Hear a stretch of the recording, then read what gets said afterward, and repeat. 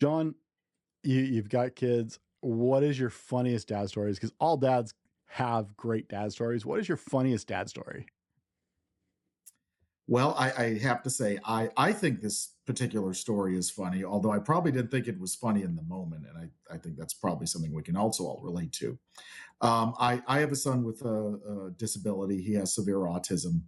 And when he was very young, and I mean like 6 months young, we didn't have a diagnosis. We didn't really know if there was truly an issue or not. But he was very, we would use the word colicky, meaning he was just a kid who cried a lot and was very hard to soothe. And I remember that he was about 6 months old, and my wife, his mom, who I'm divorced from now, but she went out with a friend, which totally fine. I had no problem with that. But what happened was it was a Saturday afternoon, and it was just one of his days, right? He just would not stop crying. Now, on top of that, we also had our own dog, our own family dog. We also had our own family cat, and we also had my wife's friend's dog who decided to come over for a play date with our dog. So after trying to soothe my son, and literally by soothing, I mean I'm holding him the whole time, right? Because the second you put him down, he starts screaming. So I'm holding him the whole time, but as I'm holding him, I'm realizing it's getting later in the day. I haven't eaten anything, and now I'm getting hangry. And on top of that, he's crying. The dogs are barking to go outside, and the cat's crying because the cat wants to go outside. And up until that point, he wasn't even an out, but he just kept crying. He wanted to be an outside cat. So I got so fed up at one point, I said, you know what? Whatever. We're all going outside. So I opened up the back door to the patio, and we had the house we lived in at the time. We had a big backyard, and it backed up to this little kind of prairie area. And let the dogs out, let the cat out, go have fun, go play. My son loved being outside anyway, and I'm like, I'm ordering a pizza, and we'll let the chips fall where they may. And needless to say, no one got hurt. Everybody was fine.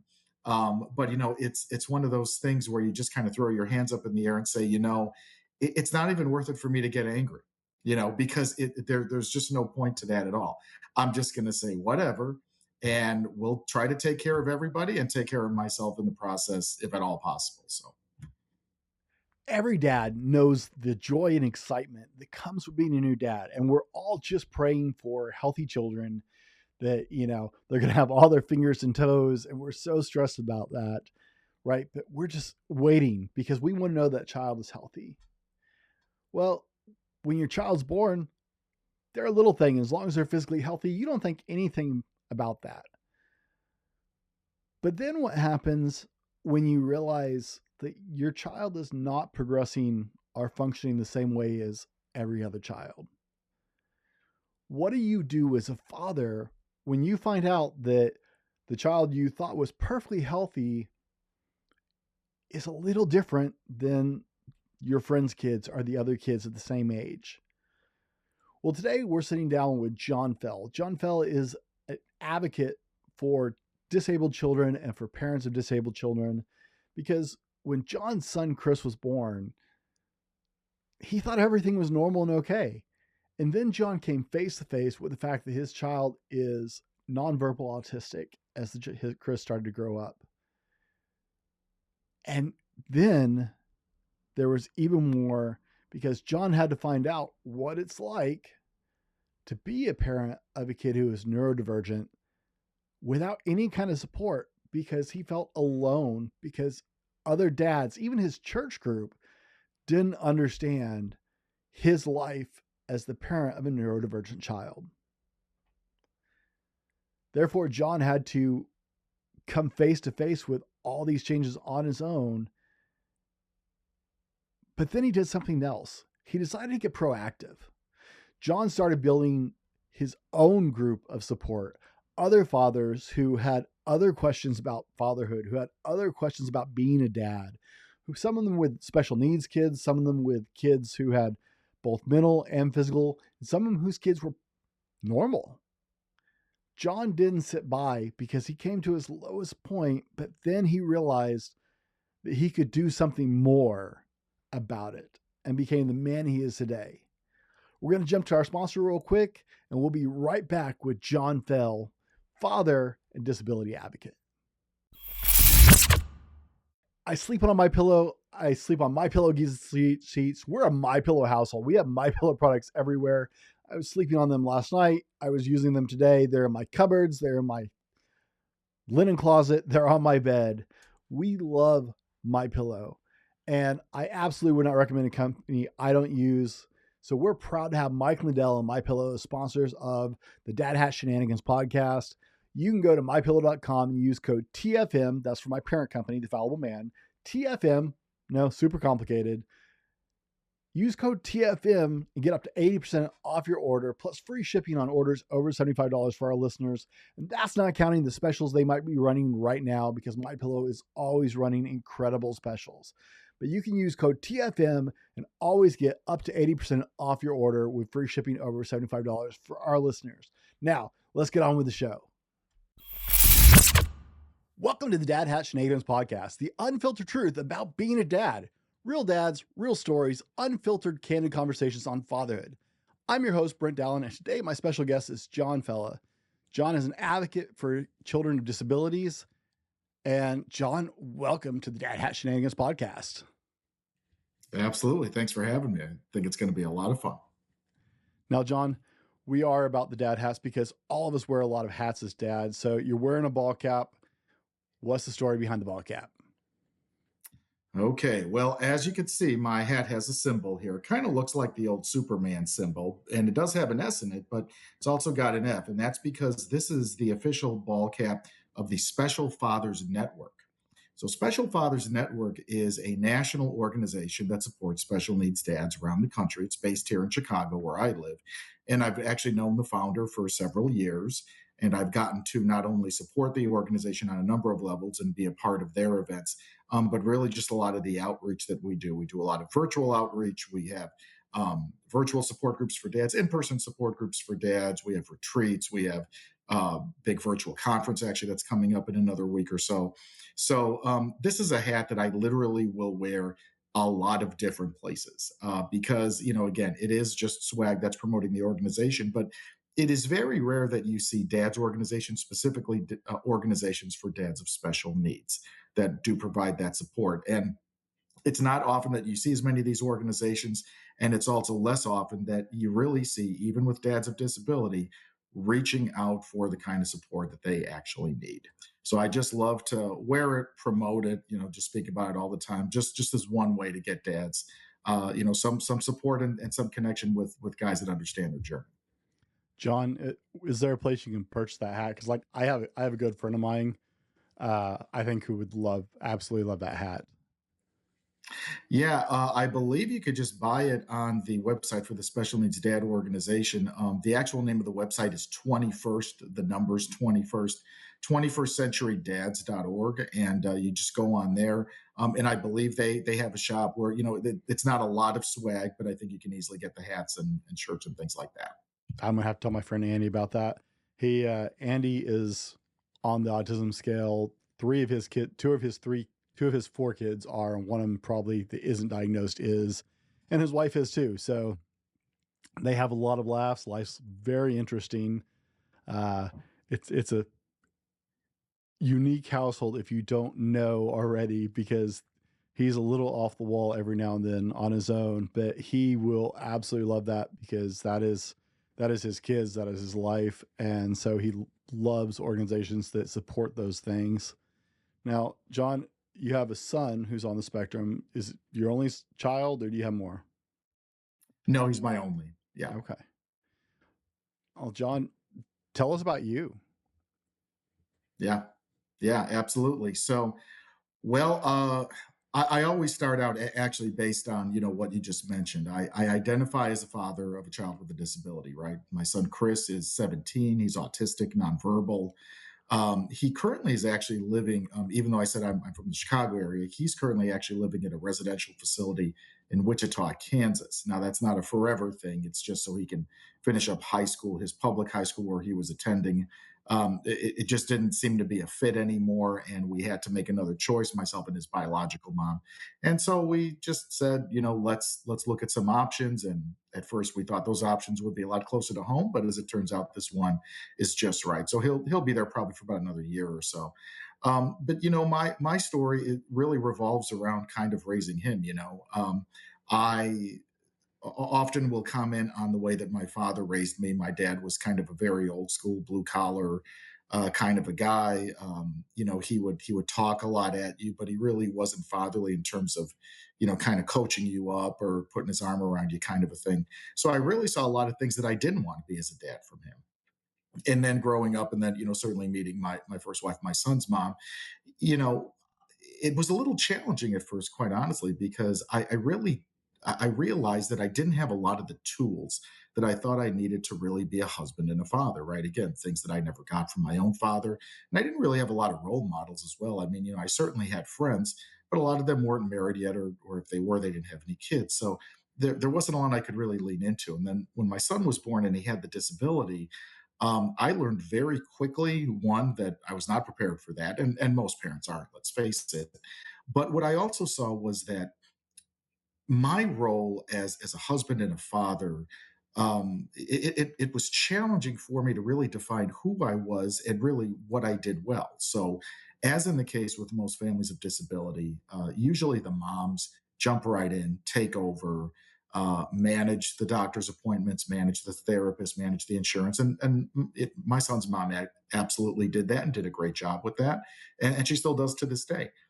But what I learned is that, again, her being her type A personality, and her really, wanting and needing control of just all of those elements a little bit more.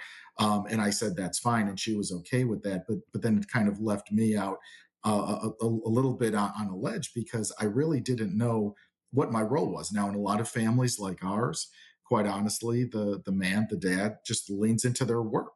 And they lean into their work because they understand their work, right? And men are fixers. So if I can't fix my son, if I don't understand what this is, I will at least work really hard so that I can provide for our family and I can pay for all this stuff. That was never me. I was never a breadwinner. My wife always made more money than me. Now, we were both teachers, so neither of us really made that more. So it wasn't like I could just write a blank check for anything. And so I had to figure out, and again, going through a very hard season of life as well, where our marriage almost ended. Now, again, we did wind up getting divorced late in later years, but I'm going back to when he was about 4 or 5. And we almost divorced, and our marriage is hanging on by a thread. We really didn't know what to do with him in terms of like a school placement or the right therapies for him. And to be quite honest, I was on the verge of suicide, and I'm very transparent about that. And again, we struggled in other areas as well, and financially especially. So, who was I, and what did I do, and what did I bring to the table? And so it was really through me intentionally trying to seek out men who were supportive, who understood me, because again, I had friends, they didn't understand what I was going through.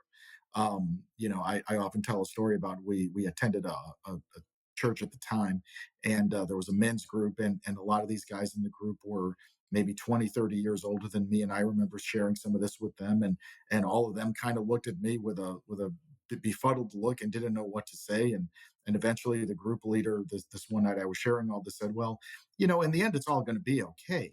And I'm thinking, well, yeah, I think it is going to be okay, but that's not what I need to hear right now. Right now, I need support.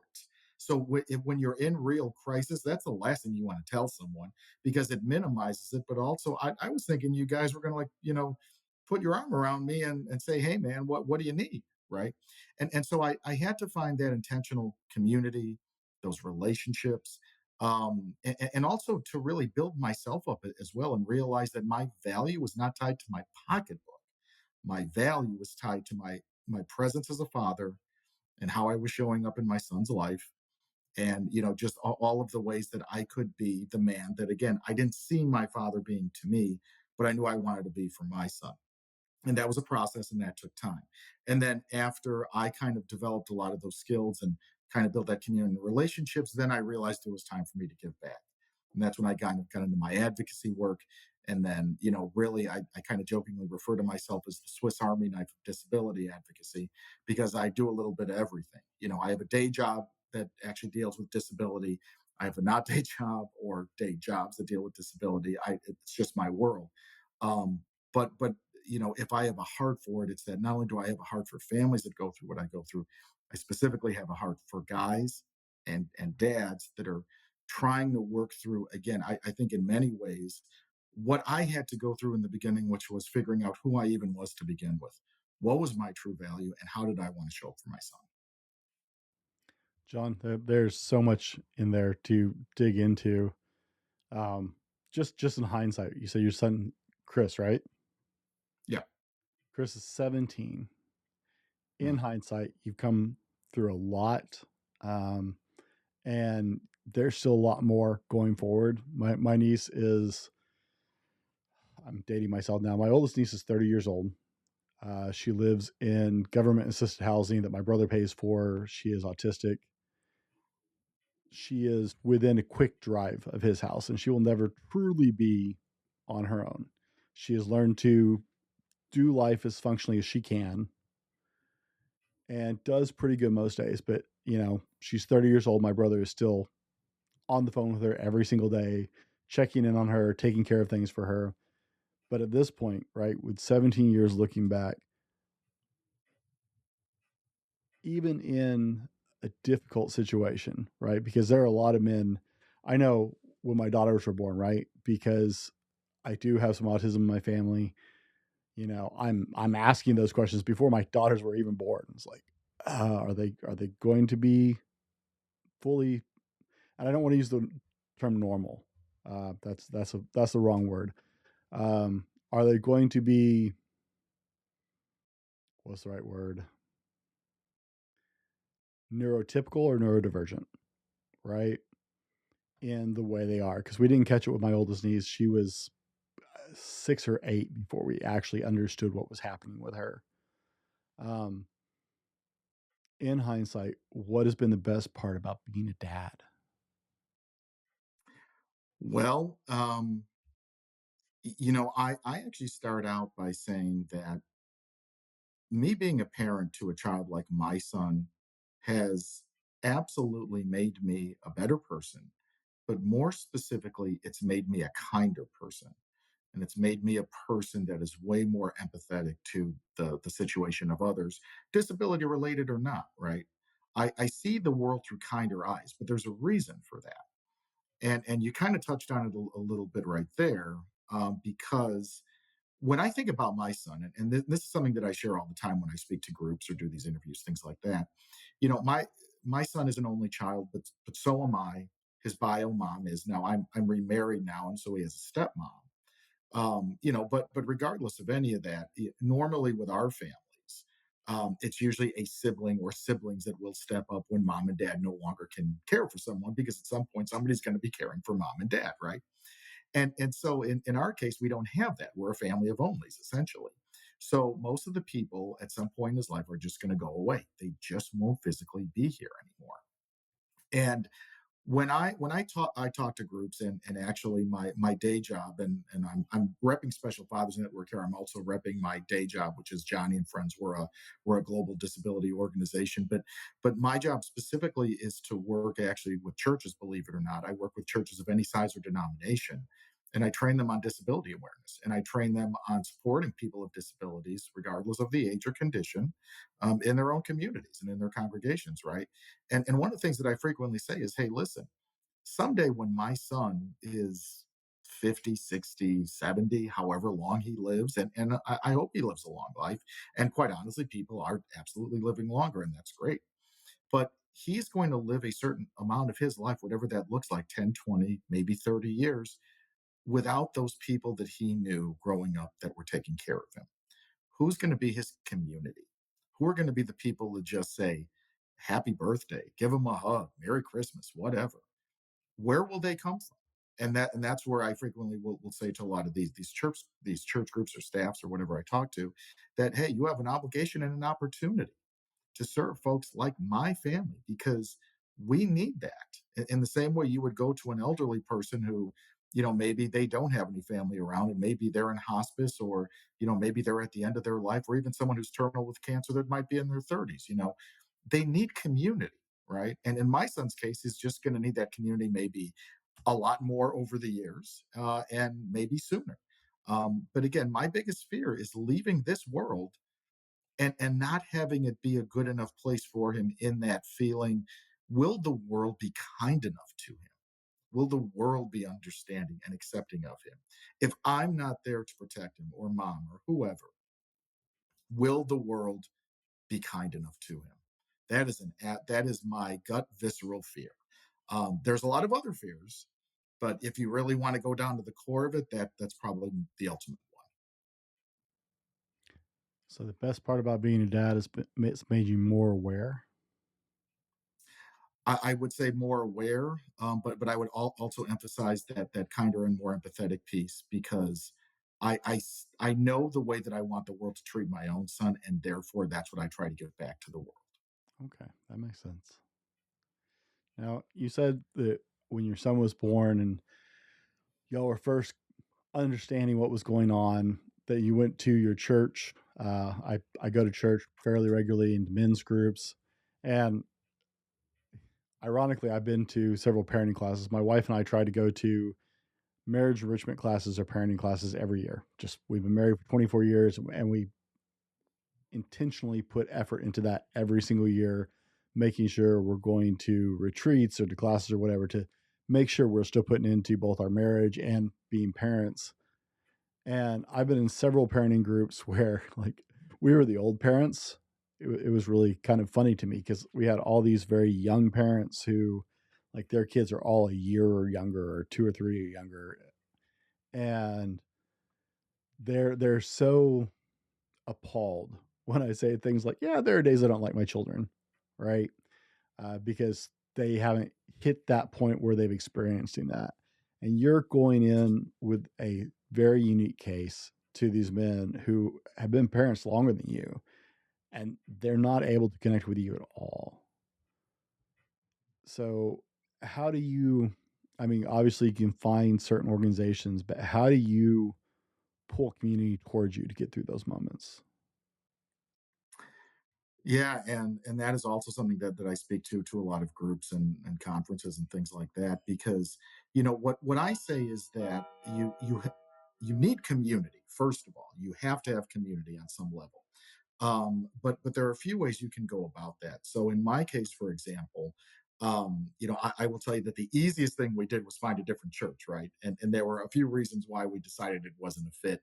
But when we found a better church that supported our family, loved on our family, and really wanted to serve us, and I connected with guys there, it was a totally different experience, right? So there are natural, easy communities one can slide into. Now, again, you know, some places may not work for you, especially when disability is involved, unfortunately. And for someone who's listening to this and maybe is not a Christian or religious or whatever, and that's fine, I get it.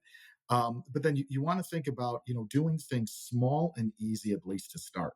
So one example of that too was, um, when we when we kind of got out of that crisis season, which this is about 15 years ago. We moved to a new part of Chicago, and got my son into a different school district and things like that. And I just started a dad's beat up for guys, with the dads that went to school with my son, with those families. And the funny thing about it though is I started it, and the first time I did it, we actually met at a local sports bar. It was right down the street, and it was great. And, we had a decent turnout, maybe 10 guys, and I'm like, that's great. Well, try it again a month later. I got 2 guys. A month after that, I got one. Now, I felt defeated, but it was something that I was willing to try, and I was willing to also try it again. So a few years later, I got connected in a Facebook group for special needs dads in the Chicago area, and there was a guy who lived near to where I lived and said, "Hey, I'd love to start an in-person group." I said, "Great, let's try that again." So I did it with him, and we got it going. Same location, matter of fact, because I'm like, it's right down the street from me, so why not? And he didn't live far either, but we got guys from the surrounding areas. They certainly weren't all from where I lived at the time. And to be fair, that group still exists to this day, and we still have guys that come regularly, even 7, 8 years later. Now that's one example, but I share that example because for me it was small steps, intentional steps. start with what you know, right? Start with the folks in your own neighborhood, your own community. And here's what I also encourage people to do: if you can't find community, then make it, right? Which again, people are already a little timid about going out, and especially guys, being in a group with folks they don't know, and I'm sharing my life story, and I don't want to expose this, and I feel guilty and all that. And it's like, you got to set that aside. And so one of the things that I've learned too, especially with working with guys, is you know they process differently than women, right? They're just not going to give up the farm if you just say, hey, tell us about you, buddy. So a lot of times what I'll do is I'll get like guest speakers, because that kind of breaks the ice and the tension a little bit. And or just try to ask like really intentional questions, not too probing, but instead of just saying, well, how you doing, because most guys don't respond to that. You really have to try to pull it out of them, kind of a thing, but again, in a respectful way. But that's what I encourage people to do. And then in my case too, I also leaned into what I thought were some of my gifts and talents. So one thing I'll share is, several years ago I got into blog writing, right? And I've been a blog writer for a couple of different organizations for several years. I never thought I wanted to do it. I never thought I'd even be good at it, but I tried it because someone recommended it to me and got me connected with someone, and I started, and it built up some momentum. And one of the reasons why I'm able to do all of these kind of interviews is because for several years now I've been putting my story out there, both in writing and on podcasts and on video. So for me it's no big deal to share because it's become comfortable to me. But it was also about me leaning into something that I perceived as a possible gift or talent, and saying, okay, how can you use that as a tool, first of all, to give back and share your story to people that might want it, but at the same time, I also benefit because I get resources from people and organizations that I come across. And the best part, really, the real fruit of all this are the friendships, right? I have made some legitimately very special friendships with special needs parents, or specifically guys, and men that really have really inspired me, and motivated me, and guys that sometimes I kind of scratch my head and say, I can't believe I even know this guy, but okay, sure, why not?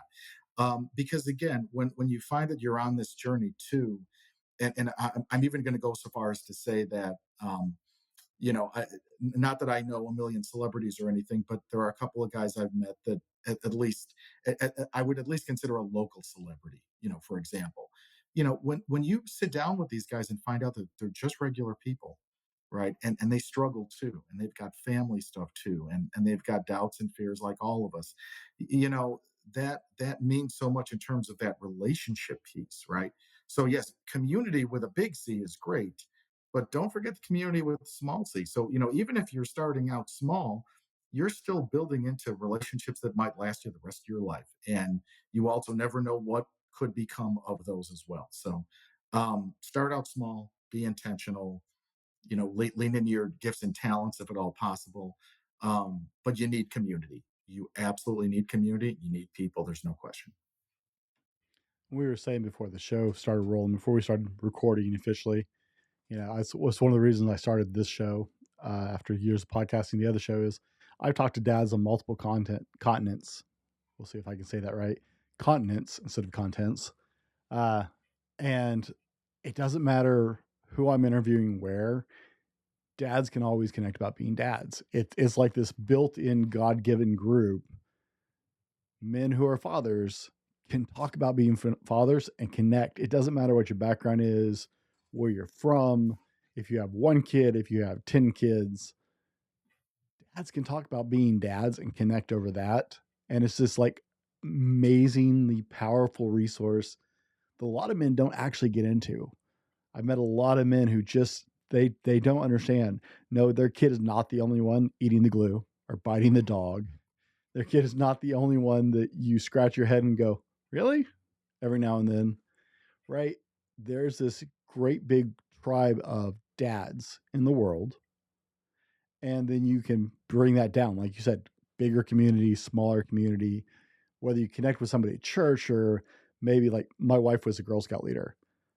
You know who I got along with? The other dads who got drug along to ferry kids in the car or help sell cookies or watch the girls while they sold cookies, right? One of the dads we had never met before. He had just moved to the country. Nicest dude in the world. We totally got along, and he was just totally great to visit with. And it doesn't matter that he was from South Africa and I'm from the US. We had no problem talking about our daughters. It was super easy. So for all the guys listening, there's community out there for you. Like there is so much community out there for you. Now you like to use the term Swiss Army knife of disability advocacy. Advocacy. You already said it once. I'd really love for you to expand on that a little bit.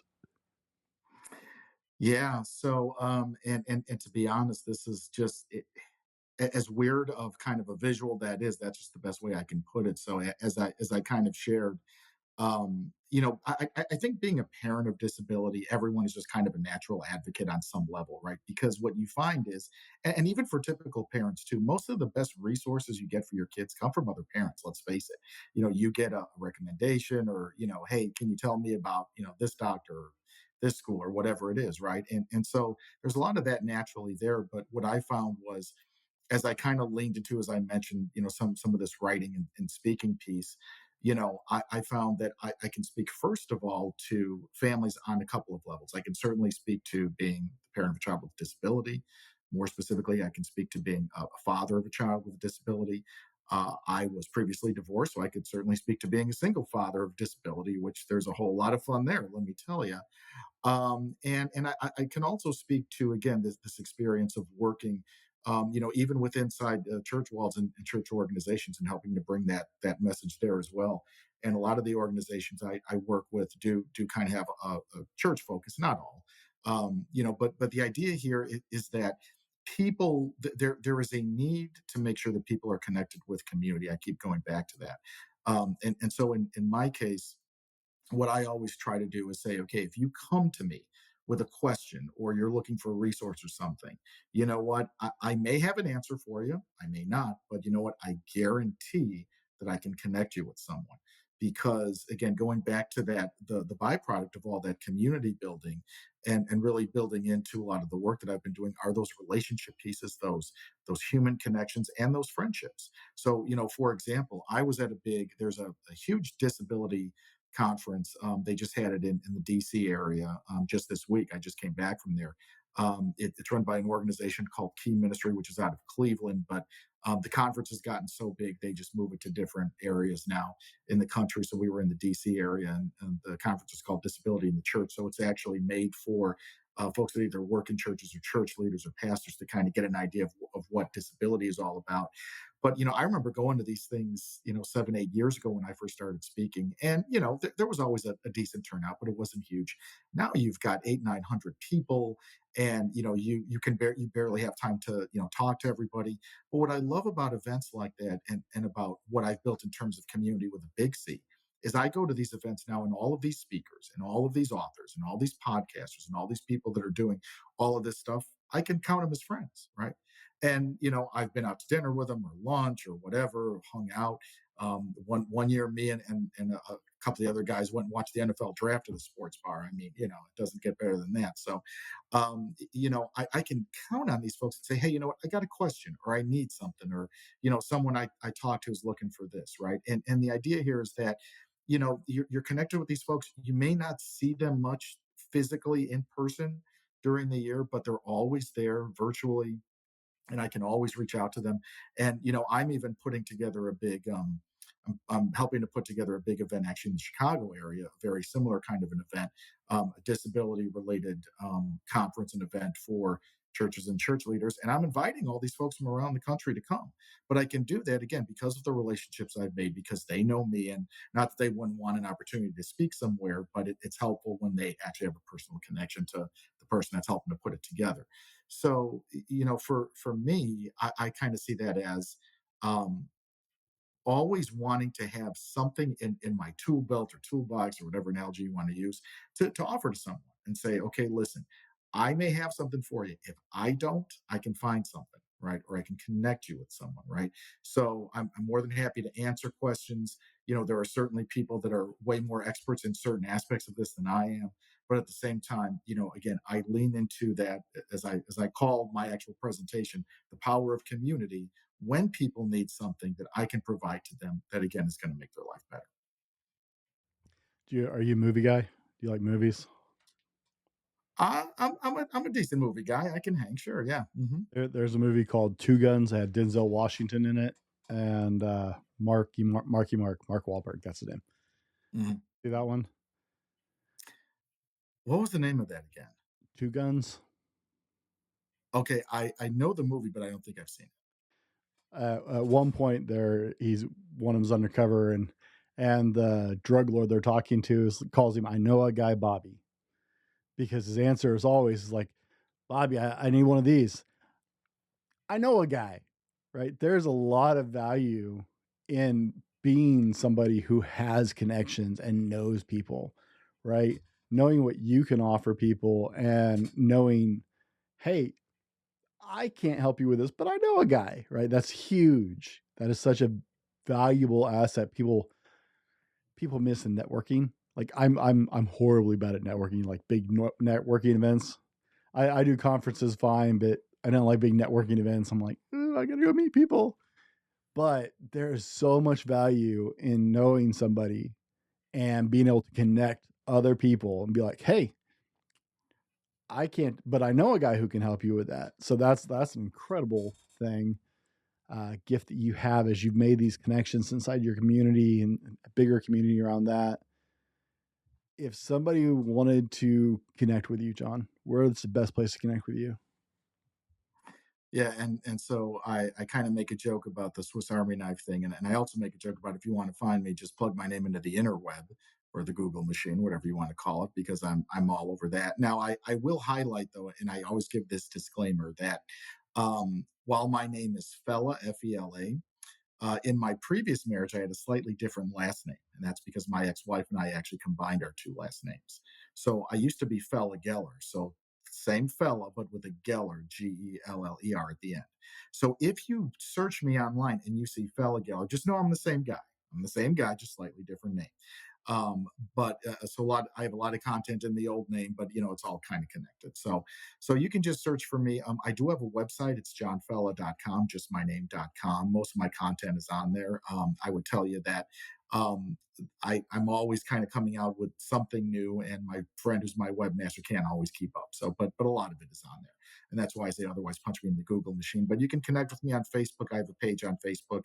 I have my regular profile page, as well as a blog page, John's Special Needs blog, John's Special Needs blog on Facebook. I'm on Instagram, John_Fela_1 on Instagram. I'm on LinkedIn, X, and all those other things. Just put my name and you'll find me. And guys, of course, we're going to have all of John's contact information both on the dedicated webpage and the YouTube video and the Rumble video. Wherever you're catching this episode of the Dad Hat Shenanigans podcast, we're going to make sure that you can connect with John. Now, John, gentlemen, if you're struggling with connecting with people in your life in a meaningful way, then message me directly. You can DM me on Instagram or Twitter.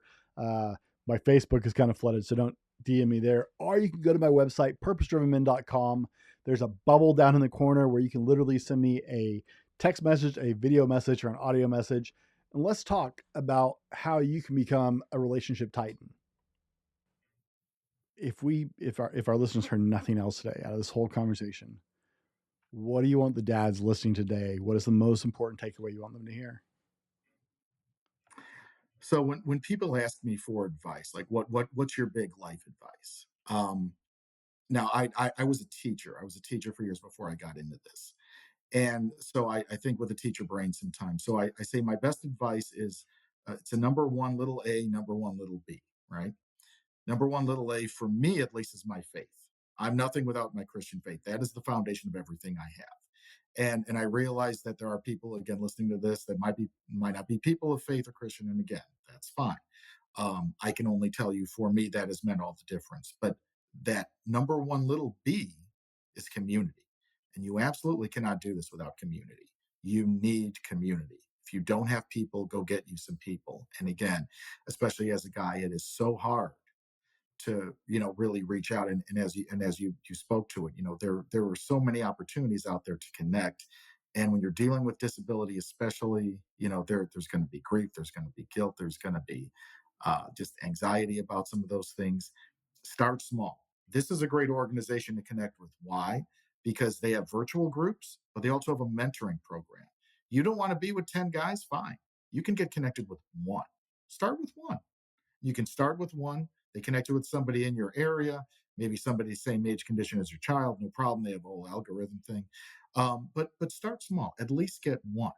But don't do it alone because you can't. And as I found out and almost got to the end of my rope, I realized what I didn't have and what I needed. And that's why I ran so hard to go find it and go make it and all of those things. But absolutely don't do this alone. And if you need help getting connected, you can always reach out to me. Again, I'm always happy to talk. Gentlemen, thanks for joining us today on the Dad Hat Shenanigans podcast. We're a community of dads navigating life's challenges together. Until next time, laugh, learn, and live the dad life. We'll see you on the next one.